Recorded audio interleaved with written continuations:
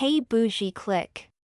Welcome to my channel, where today we embark on a powerful exploration of identity and policing blackness, exploring the unwritten rules of identity.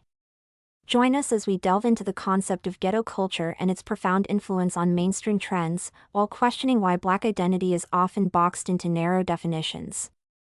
From language to behavior, discover how internal gatekeeping affects individuality and perpetuates stereotypes. If you're ready to engage in meaningful conversations about identity, don't forget to like, subscribe, and hit the notification bell. Share your thoughts in the comments, we're eager to hear your perspective.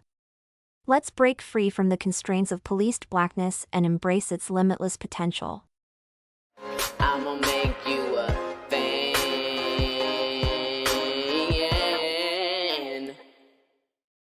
Policing blackness, exploring the unwritten rules of identity. The term ghetto originally referred to segregated areas where Jewish communities were forced to live, dating back to 16th century Venice. Over time, particularly in the United States, ghetto came to describe impoverished urban neighborhoods predominantly inhabited by minority groups, especially black communities. Ghetto culture is often used, sometimes pejoratively, to describe behaviors, fashion, music, and attitudes associated with these communities. However, it's important to recognize that this culture is deeply rooted in resilience, creativity, and survival in the face of systemic oppression. From hip-hop to streetwear, many aspects of ghetto culture have influenced mainstream trends worldwide.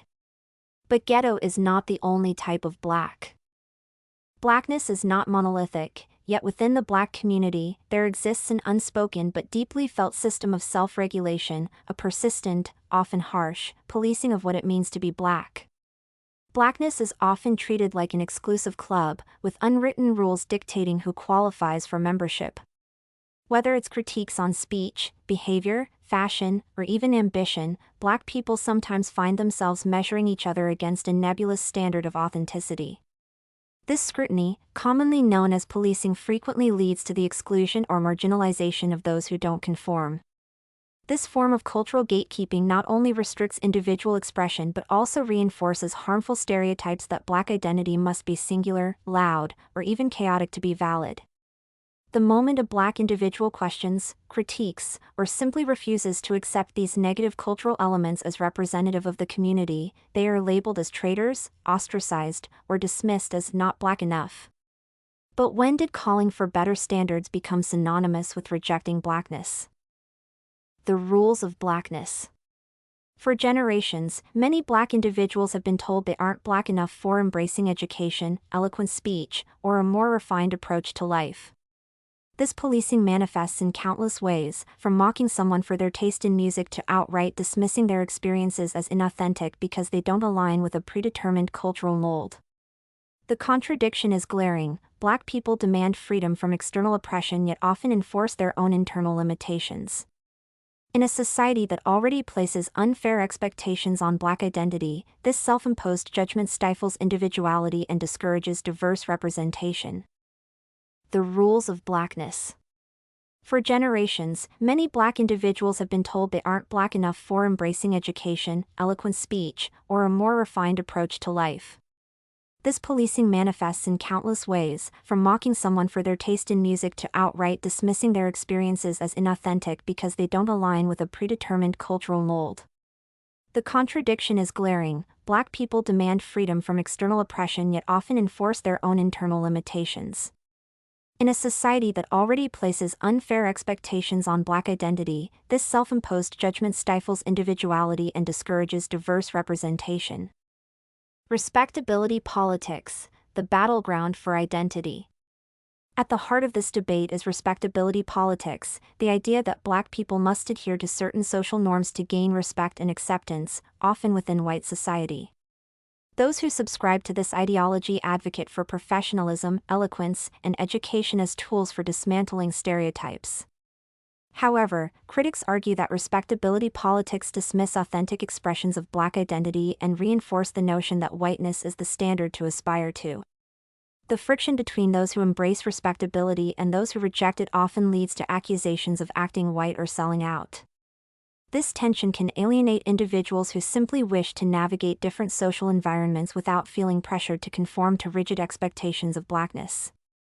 Language and behavior, the gatekeepers of Blackness.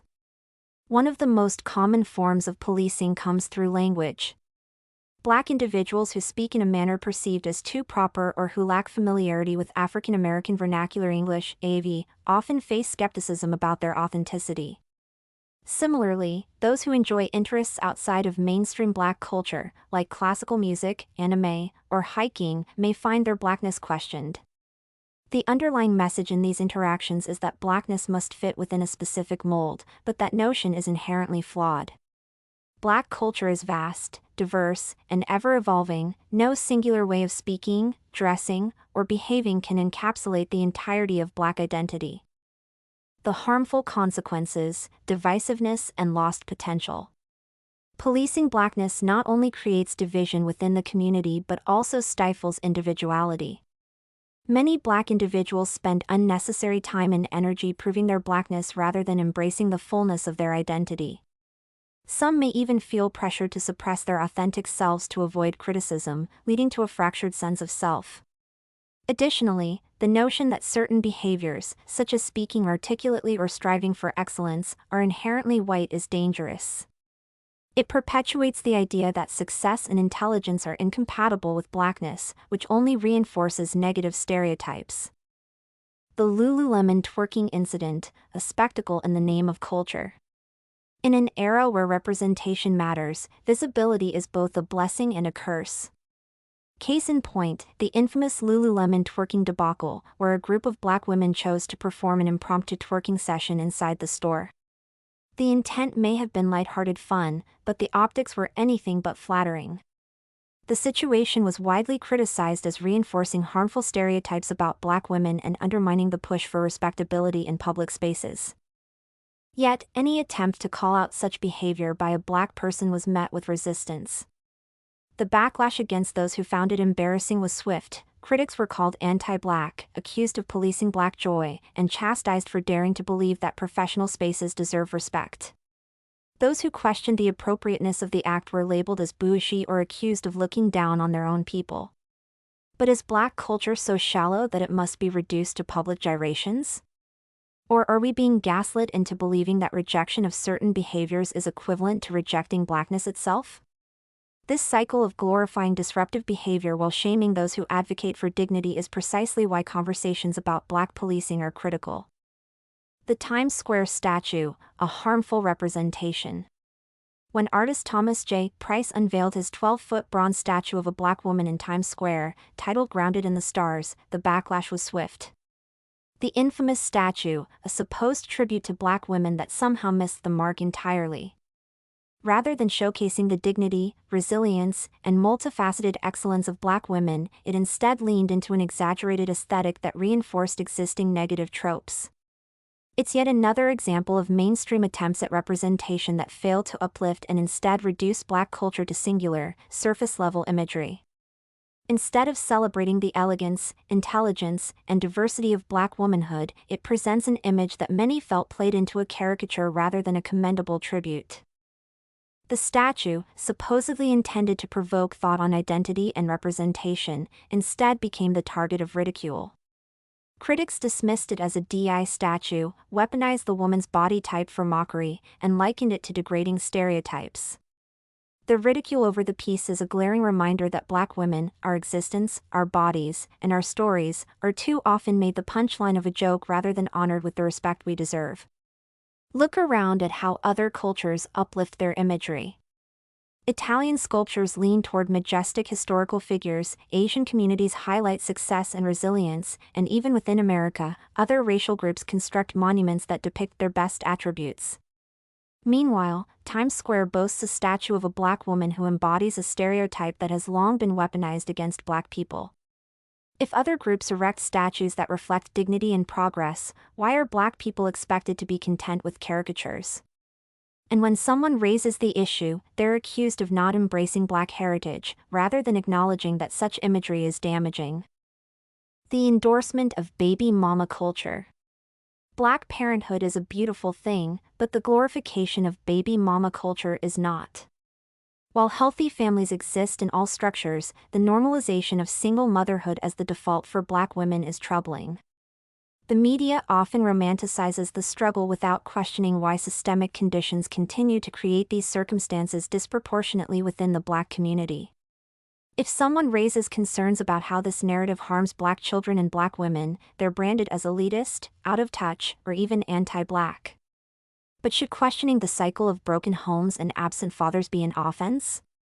Or is this just another instance where rejecting dysfunction is mistaken for rejecting Blackness? Black fatigue, reimagining the exhaustion of a people. The term Black fatigue traditionally referred to the exhaustion Black people feel from enduring systemic racism and discrimination.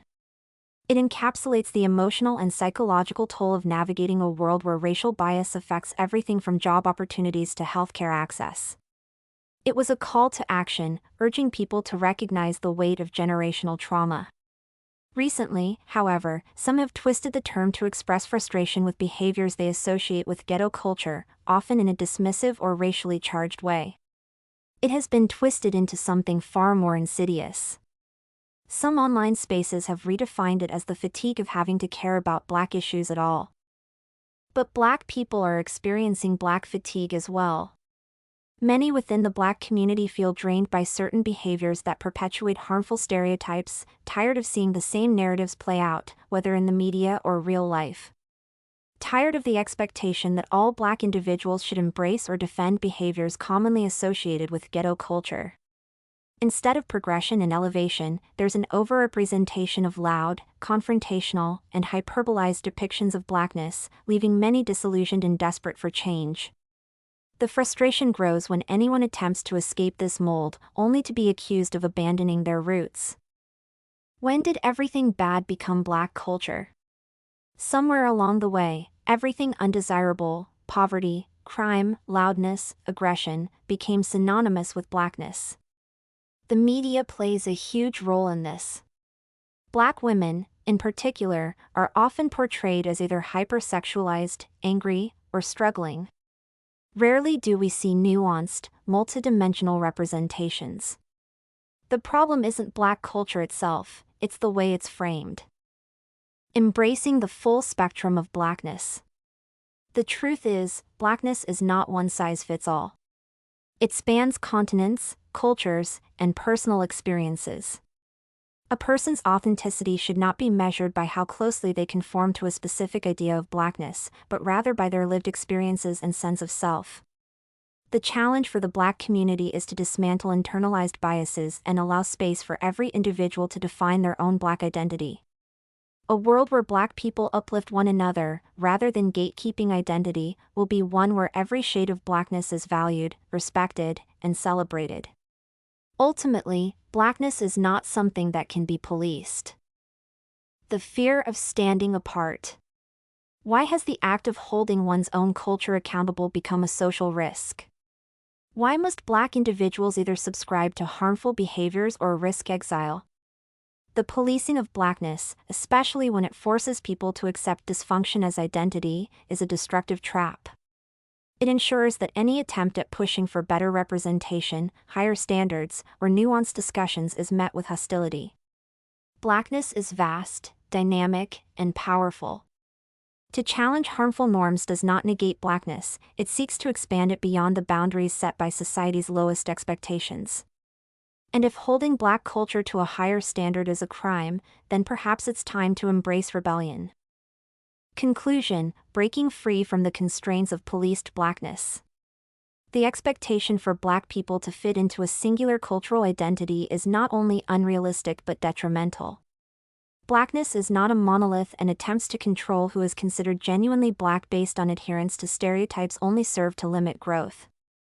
The true essence of Black excellence is the ability to define identity on one's own terms, without external or internal oppression. It is past time to move beyond outdated expectations and allow Black individuals to thrive in all forms, whether through intellectual pursuits, artistic expression, or a commitment to a dignified and empowered presence in society. The question remains, will we continue to police Blackness, or will we finally embrace its limitless potential?